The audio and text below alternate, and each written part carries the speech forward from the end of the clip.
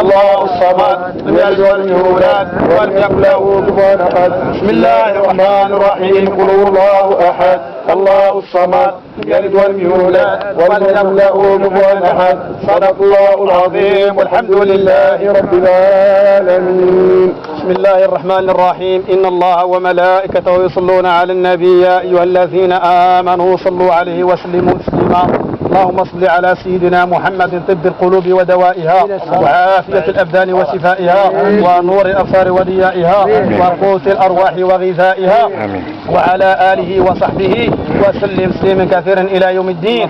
صلاة ترضيك وترضيه وترضى بها عنا جميعا يا رب العالمين. واجعلنا مولانا بالصلاة عليه غدا يوم القيامة من الفائزين. اللهم يا أرحم الراحمين ويا من قال في كتابه وقوله الحق المبين وقال ربكم ادعوني أستجب لكم.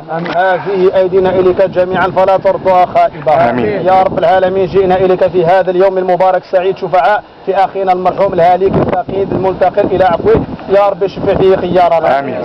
يا رب اشفع فيه خير الدعاة محمد عليه الصلاة وأزكى التسليم. مولانا إنه قد نزل بك وأنت خير منزول به فقير إلى رحمتك وأنت غني عن عذابه. فاغفر له وارحمه يا رب العالمين وعافه واعف عنه يا أكرم الأكرمين يا رب العالمين.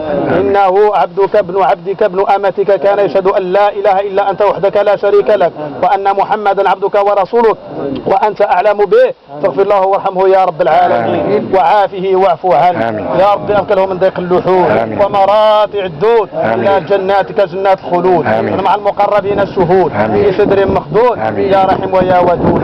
يا رب أمنه من عذاب القبر من سؤال منكر ونكير من أكل الديدان من وجهه يوم البعث رقابه من النار يمن كتابه يسر حسابه ثقل ميزانه بالحسنات ثبت قدميه على الصراط وسط الجنان ذو جوار سيدنا محمد عليه الصلاة وأزكى التسليم. يا من قال على لسان نبي محمد آمين عليه الصلاة وأزكى التسليم ادعوا ربكم وأنتم موقنون بالإجابة. في حديث آخر كيقول صلى الله عليه وسلم الدعاء مخ العبادة. وفي حديث آخر كيقول صلى الله عليه وسلم الدعاء سلاح المؤمن. لا نملك لأخينا الكريم المرحوم المتقي له إلا الدعاء. يا ربي سرح لسانه من سؤال الملائكة والثواب ديال القراءة ديال سورة ياسين ثوابها وفضلها وأجرها يا رب اجعله في صحيفته يا رب اجعله في صحيفته يا رب ارطب ما تحته خفض ما فوقه اجعل الجنة مأواه اكرم ضيافته اجعله من أهل الجنة فضلا منك ونعمة. يا رب أدخل عليه رحمة منك وسلاما خاصا بالوالدين وسلاما منا جميعا. اجعله من أهل الجنة مع النبيين والصديقين والشهداء والصالحين وحسن أولئك رفيقا. اللهم اغفر وارحم لجميع موتى المسلمين الذين شهدوا لك بالوحدانية نبيك بالرسالة ماتوا على ذلك احنا وراء مسلمين. لا يجعلنا جميعا من أهل الجنة فضل منه عز وجل ونعمة. لا يفرحنا بدخول الجنة وبشفاعة سيدنا محمد عليه الصلاة وأزكى التسليم. لا يجعل الوالدين ديال عمي عياد فقيه الجليل والأسرة الصبر الكثير. لا يجعلكم من الصابرين المحتسبين. لا يجعل سيدي عياد والأسرة الكريمة جميعا يقرؤون الآية العظيمة التي في سورة البقرة وبشر الصابرين الذين إذا أصابتهم مصيبة قالوا إنا لله وإنا إليه راجعون أولئك عليهم صلوات من ربهم ورحمة أولئك هم المهتدون. الله يرزقهم بالهداية الله عز وجل وبالرحمة الله عز وجل. الأسرة الكريمة جميعا الله يرزقهم الصبر الكثير الصبر الكبير الصبر الجميل الجزيل البر والمنة والسلوان. لا يحد عليكم الباس. الله يجعل فيكم البركة. الله يعطيكم دعاء الخير. الله يجعلكم من الصابرين المحتسبين الذين هداهم الله. عياد لا نقول لك إلا كما كان رسول الله ما أخذ وله ما أعطى وكل هنزل مسلمة فالصبر تحتسب. لا يرزقك الصبر الكثير الكبير الجميل إن شاء الله. البر والمنة والسلوان البر والرضا والرضوان البر وحسن العادة البر وحسن الخلق فرق صعيب ولكن هذه هي سنة الله في خلقه. الناس نيام وإذا ما تصدقوا لعل هذه العبارة دي ما كنقولها وهذه هي الحقيقة المؤلمة المرة اللي غنوصلوا عليها جميعا. الناس نيام فوق الأرض وإذا ما تصدقوا لأن القرآن كيقول الله عز وجل في سورة المؤمنون حتى إذا جاء أحدهم الموت قال رب ارجعوني لعلي أعمل صالحا فيما تركت كلا إنها كلمة هو قائلها. كلمة هنا بمعنى القرآن لأن الكلمة في اللغة العربية تطلق على الخبر المبتدا وتطلق على القرآن كله. يعني هنا بمعنى القرآن كلا إنها كلمة إن ربي يجبكم في القرآن العظيم. فبالتالي الله يجعلنا من الذين يستعدون لمثل هذا لأن الدنيا قصة قصيرة من تراب على تراب إلى تراب ثم الموت حساب وعقاب الله يثبنا جميعا بدخول الله عز وجل. يقول في القرآن الأحباب منها خلقناكم وفيها نعيدكم ومنها نخرجكم تارة أخرى. ولكن الذي يؤسف والذي نتألم له كثيرا هو أن كيف يعقل كندفنوا واحد والأخ مع أخاه ما كيهضر، كندفنوا واحد والأخ مع فاه ما كيهضر، كندفنوا الأخ والأخ مع أنا ما كنقصدش هذا. السيد كنعرف با ديال الفقيه ديالو سيدي عياض صاحبي الصديق ديالي وبحال الوالد، ولكن كنهضر على المسائل اللي كنعيشوها. كتمشي في شي صلح كتقول لوليد الله يرحم الوالد النوض قبل الراس الباك راه صدر منه الخطا.